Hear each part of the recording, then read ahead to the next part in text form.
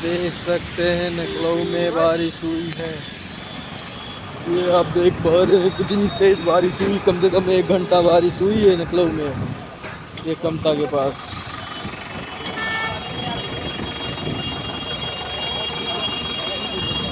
बहुत तेज बारिश रही।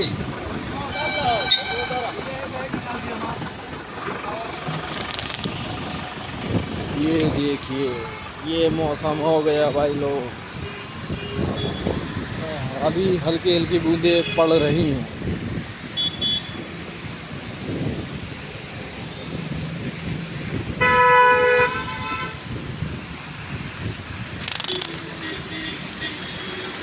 बहुत तेज आज बारिश हुई है।